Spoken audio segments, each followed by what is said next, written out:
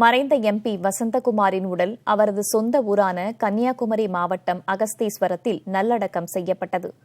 பொதுமக்களும் வர்த்தகர்களும் வசந்தகுமார் எம்பிக்கு கண்ணீர் மல்க விடை கொடுத்தனர்.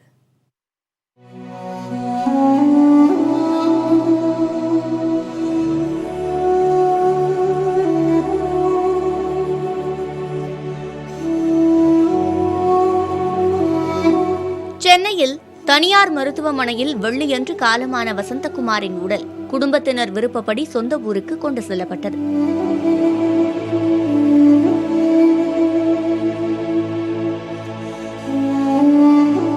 கன்னியாகுமரி மாவட்டம் அகஸ்தீஸ்வரத்திற்கு நள்ளிரவில் கொண்டு செல்லப்பட்ட அவரது உடலுக்கு காங்கிரஸ் அகில இந்திய பொதுச் செயலாளர் வேணுகோபால் அஞ்சலி செலுத்தினார்.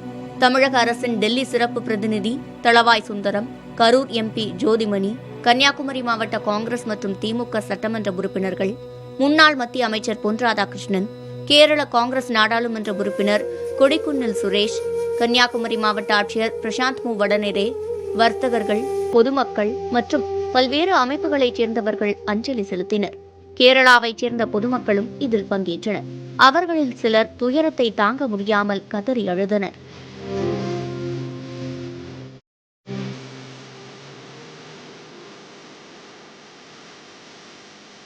பொதுமக்கள் அஞ்சலியை தொடர்ந்து வசந்தகுமாரின் உடலுக்கு குடும்பத்தினர் இறுதி மரியாதை செலுத்தினர். இதன் பின்னர் இறுதி ஊர்வலம் தொடங்கியது. இதில் பொதுமக்கள் திரளானோர் பங்கேற்றனர்.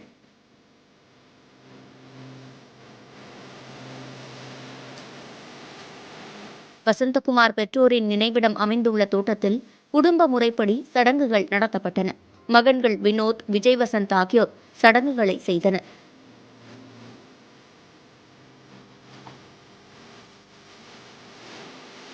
பின்னர் வசந்தகுமாரின் உடல் நல்லடக்கம் செய்யப்பட்டது.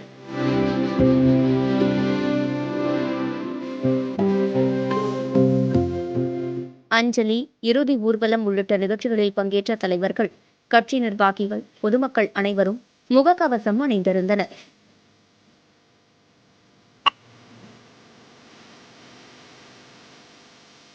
உழைப்பால் உச்சம் தொட்ட நாடாளுமன்ற உறுப்பினர் வசந்தகுமாருக்கு அவர்கள் கலங்கிய கண்களுடன் விடை கொடுத்தனர்.